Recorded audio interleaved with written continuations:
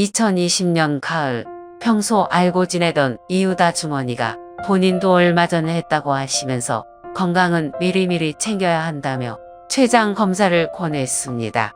그렇게 찾아간 병원에서 떨리는 마음으로 했던 첫 췌장 검사.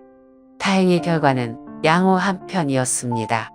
그렇게 안심하고 돌아선 지 겨우 몇 달이 지난 이듬해 5월.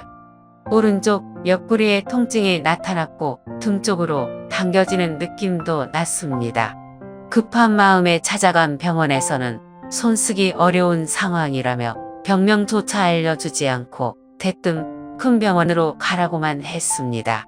불이 나게 달려간 서울 큰 병원에서 받은 검사 결과는 청천벽력이었습니다. 이미 병은 큰 단계까지 진행되어 있었고 복부 쪽에는 실을 뿌리듯 퍼져 있어서 수술조차 어렵다는 판정을 받았습니다. 그렇게 제게 내려진 시한부 선고. 갑자기 마주한 삶의 끝에서 저는 어떤 것도 떠오르지 않았습니다. 그래도 제 딸만은 제 손을 꼭 잡고 놓지 않았습니다.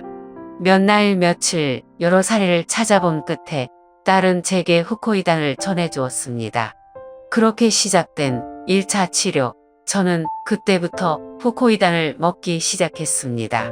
다른 분들의 경험담을 들어보면 메스꺼움도 심하고 머리카락도 빠진다고들 했는데 저는 몇 번의 치료 중에 한 번도 그런 적이 없었습니다. 오히려 혈색도 좋았고 스스로 내 모습을 봐도 환자가 아닌 건강한 사람의 얼굴처럼 보였습니다. 덕분에 제 일상은 평소와 다를 바 없었습니다. 그리고 제게 곧 희망의 봄이 찾아왔습니다. 18번의 치료를 마친 뒤 의사 선생님은 제 복부가 깨끗해졌다면서 제게 수술을 권했습니다. 그렇게 투병을 시작한 지 1년이 채 안 된 4월, 저는 수술을 받게 되었습니다. 담당 선생님께서도 이 기적과도 같은 일을 마치 자기 일처럼 기뻐해 주었습니다. 수술을 마친 후 4번의 치료를 더 한 뒤 저는 병원문을 열고 나왔습니다. 그때를 돌이켜 생각해 보면 저는 그날 완전히 새로 태어난 기분이 듭니다.